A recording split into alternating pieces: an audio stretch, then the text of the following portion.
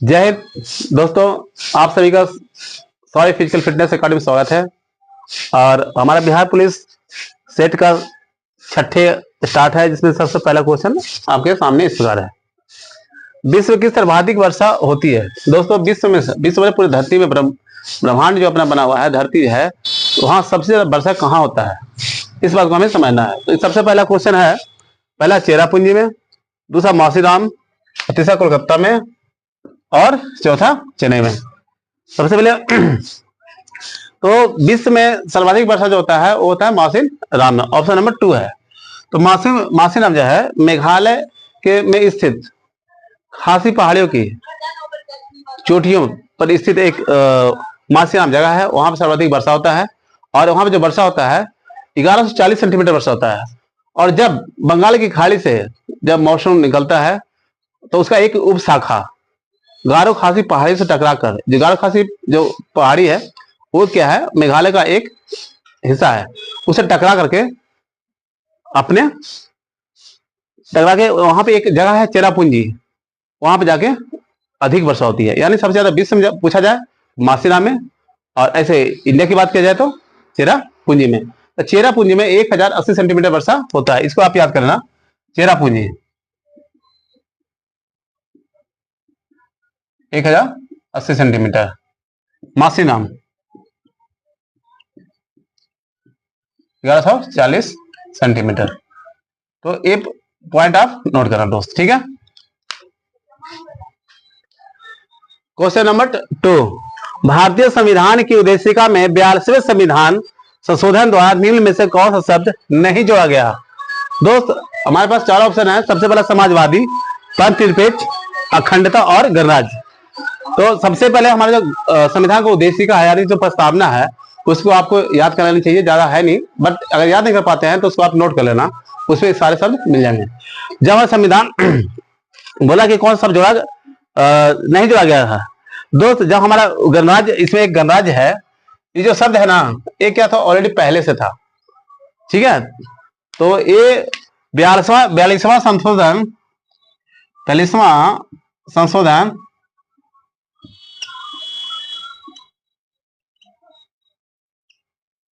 1936 में हुआ था, जिसमें कौन कौन सा शब्द जोड़ा गया था, समाजवादी, पंथ निरपेक्ष और अखंडता। गणराज्य ऑलरेडी उसमें पहले से था। इसका correct answer option number 4।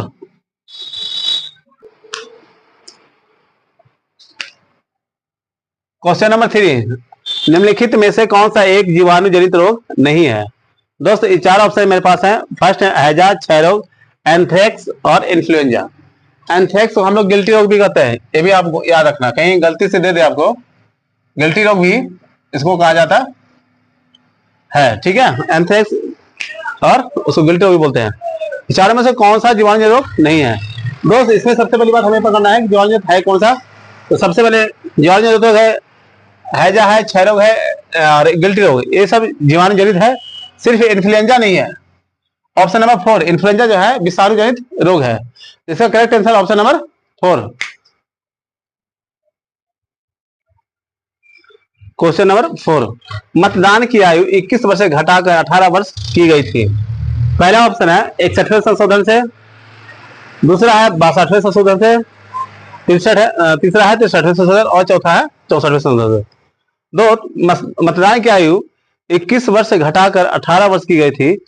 Option number 1, 61वें संशोधन, जो 1988 में हुआ था, 10 मार्च 1989।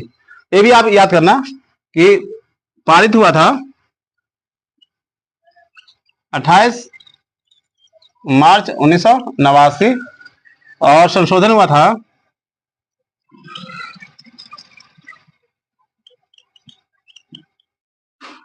1988 61 में संशोधन। ये भी आप नोट कर लेना। क्वेश्चन नंबर 5, स्वच्छ भारत मिशन के तहत खुले में शौच मुक्त होने वाला प्रथम राज्य कौन सा था। ऑप्शन है बिहार, दूसरा राजस्थान, तीसरा हिमाचल प्रदेश, चौथा सिक्किम। सबसे पहले बात, हमें स्वच्छ भारत मिशन के बारे में जानकारी होना बहुत जरूरी है। मोदी सरकार द्वारा 2 अक्टूबर 2014 को स्वच्छ मिशन स्वच्छ मिशन चलाया गया था भारत में, जो दिल्ली के राजपथ से स्टार्ट हुआ था। और उन्होंने एक संदेश दिया था कि ना हम गंदगी करेंगे ना गंदगी करने देंगे। तो इसके बाद उन्होंने वाराणसी के 80 घाट में फावड़ा भी चलाया था। और इसमें बहुत सारे राजनेता से लेके अभिनेता से लेकर के मतलब बहुत सारे बड़े बड़े उद्योगपतियों ने भी इसका सहयोग किया था और बड़े बड़े अधिकारियों ने भी सहयोग किया था। दोस्तों, इनका मुख्य उद्देश्य था कि स्वच्छ भारत हमें बनाना है। और एक इनके कदमों पर चलना था महात्मा गांधी के नाम पर। तो महात्मा गांधी जी ने एक स्वच्छ भारत का एक मिशन दिया था। उनका एक इच्छा था कि स्वच्छ मिशन हम चलाएं। तो उन्हीं के पद चिन्ह पर चलते हुए नरेंद्र मोदी जी ने स्वच्छ भारत मिशन का आगाज किया 2 अक्टूबर 2014 को। तो इसका correct answer option number 4 Sikkim. Bihar में सबसे क्वेश्चन नंबर 6, बिहार में सबसे ज्यादा बार मुख्यमंत्री बनने वाले नेता कौन है? लालू जी हैं, नीतीश कुमार है, राकेश जी है, अमज खान है। दोस्त, आप लोग जान रहे हैं एक पलटू चाचा अपने हैं नीतीश कुमार जी, बार पलटी मारते हैं, बार मुख्यमंत्री बन जाते हैं। मेरे ख्याल से 9वीं बार भी बन चुके हैं। तो इसमें option number B that is correct answer. इसको तो हर कोई भूल ही नहीं सकता, इसको भी ध्यान रखना है। लेकिन एक बात है, कितनी बार है? तो 9वीं बार है। इसको आप नोटिस कीजिएगा, इस बात को नोट कीजिएगा। Okay, question number 7। सुप्रसिद्ध फिल्म गांधी का निर्देशन किसने दिया? मतलब डायरेक्टर कौन थे जो गांधी फिल्म बनी थी? दोस्त, गांधी फिल्म 1982 में बना था। इसका जो निर्देशन दिए थे रिचर्ड एंड बानो थे। ऑप्शन नंबर 3, यह गांधी जी के जीवनी पे आधारित सबसे महत्वपूर्ण फिल्म थी। और इसका जो इसका जो अभिनेता थे ब्रिटेन के, इसका जो अभिनेता थे ब्रिटेन के बेन किंग्सले थे। बेन किंग्सले ने सबसे बहुत अच्छा अभिनय गांधी के फिल्म में और उसके जीवन पे आधारित फिल्म में अच्छा रोल निभाया था।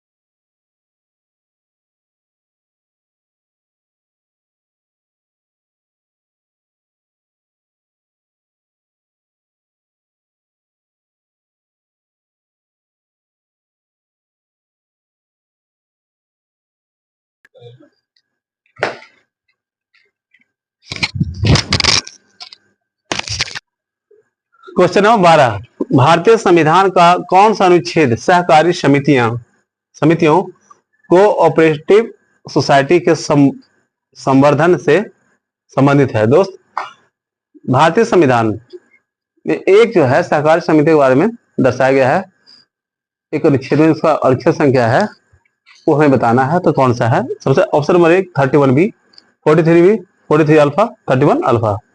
दोस्तों इसका करेक्ट आंसर 43B है, ऑप्शन नंबर 2। सहकारी समितियां क्या होता है कि सहकारी मतलब सहयोगारिता, मतलब मिलजुल के काम करना किसी उद्देश्य की प्राप्ति के लिए। खासकर जो आर्थिक स्थिति से बड़े जो वर्ग होते हैं, वो क्या है, नीचे जो कमजोर वर्ग होते हैं आर्थिक स्थिति से, उसको दबाने की कोशिश करते हैं। तो खासकर जो है सहकारिता जो समितियां हैं वो कौन बनाते हैं? ज्यादातर निम्न वर्ग के लोग बनाते हैं, जिससे कि उच्च वर्ग के जो लोग हैं और जिनके आर्थिक स्ट्रॉन्ग है, वो उनको दबाना सके। सो दैट इसका जो है correct answer option number 2 43B। Question number 13, राजा टोडरमल निम्नलिखित में से किस मुगल सम्राट के शासनकाल के दौरान राजस्व मंत्री थे? राजस्व मंत्री मतलब वित्त मंत्री, फाइनेंस मिनिस्टर। ये ऑप्शन नंबर 1 हुमायूं, शाहजहां, जहांगीर और अकबर। तो इसका करेक्ट आंसर है ऑप्शन नंबर 4 अकबर। अकबर के नवरत्न में से जो राजा टोडरमल थे बहुत ही खास व्यक्ति थे, और ये अकबर के बहुत ही प्रिय थे, जैसे अकबर के बीरबल प्रिय थे। तो टोडरमल जो है राजस्व मंत्री उस टाइम पे थे।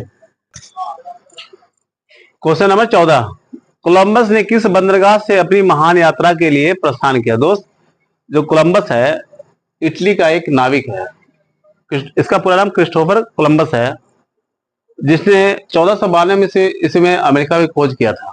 लेकिन इस खोज के लिए जो उसने यात्रा शुरुआत किया था, किस बंदरगाह से किया था, तो उसके बारे में ऑप्शन नंबर हमारे पास ये है, पालोस बंदरगाह, कालीकट बंदरगाह, मेरिया बंदरगाह या मराना बंदरगाह।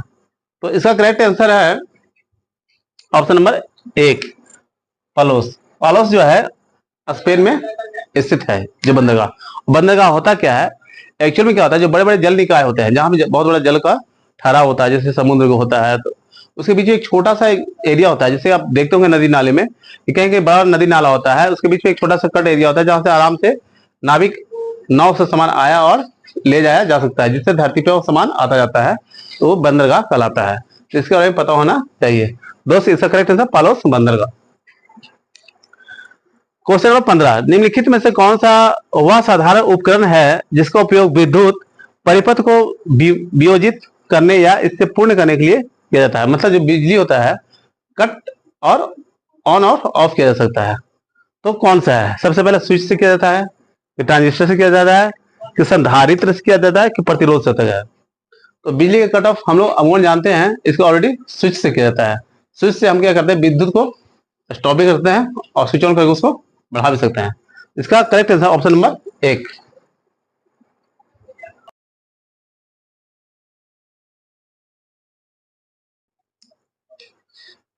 सोलह का ऑप्शन नंबर 1 करेक्ट आंसर हो गया आपका, और 17 के option number 1 HTTP hyper text transforming protocol.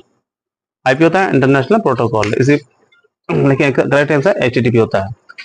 18 number question है, गांधी जी ने 1917 में चंपारण सत्याग्रह क्यों संचालित किया था? ब्रिटिश कानून के खिलाफ, या दमनकारी नील बगान व्यवस्था के खिलाफ, या महंगी लगान व्यवस्था के खिलाफ, या मिल श्रमिकों के दमन के विरोध में? दोस्त, जो चंपारण सत्याग्रह जो है 1917 में गांधी जी को स्टार्ट करने के लिए, उस समय नील बगान के जो मालिक हुआ करते थे रामचंद्र शुक्ल, उन्होंने उनको गांधी जी को बुलाया था, और उन्होंने नील बगान के दमनकारी नील बगान व्यवस्था के खिलाफ उन्होंने इसका काम हुआ था। नील बगान जो स्टार्ट किया हुआ था कि उस समय क्या था कि बंगाल के जो किसान लोग होते थे खेती करना चाहते थे और उससे अनाज उगाना चाहते थे अपने खाने पीने के लिए, बट जो अंग्रेजी लोग थे वो नील और अफीम पे ज्यादा जोर देते थे। क्वेश्चन नंबर 19, गांधी जी दांडी मार्च कहां से आरंभ किया? दोस्त, दांडी मार्च का जो ऑप्शन है इस प्रकार है, लाहौर से, कि साबरमती से, कराची से, या अमृतसर से? तो इसका करेक्ट आंसर है साबरमती।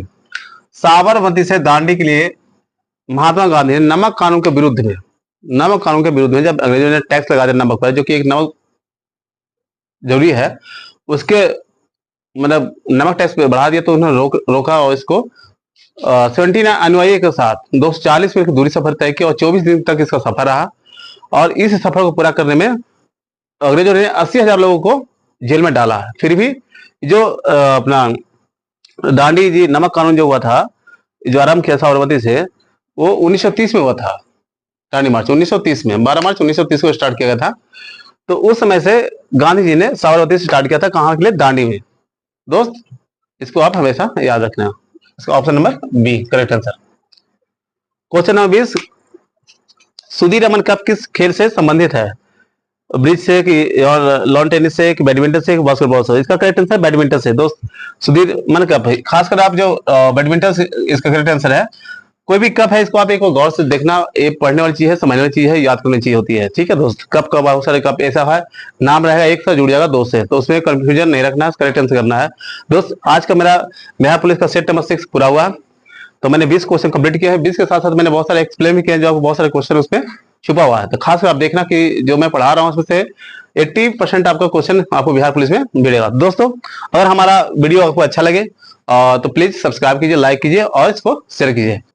दोस्तों जो मेरा चैनल है सौरभ फिजिकल एकेडमी, उसका डिस्क्रिप्शन बॉक्स में आप जाके पीडीएफ भी आप निकाल सकते हैं। मैं वहां पे 100 क्वेश्चन आपको सेट कर दूंगा, तकरीबन वहां से आप उसको डाउनलोड कर सकते हैं पीडीएफ को और उसको पढ़ सकते हैं, जो कि उसमें बहुत ही इंपॉर्टेंट है। दोस्तों इसी के साथ मेरा यहाँ पे बिहार पुलिस का सेट नंबर 6 कंप्लीट होता है। जय हिंद।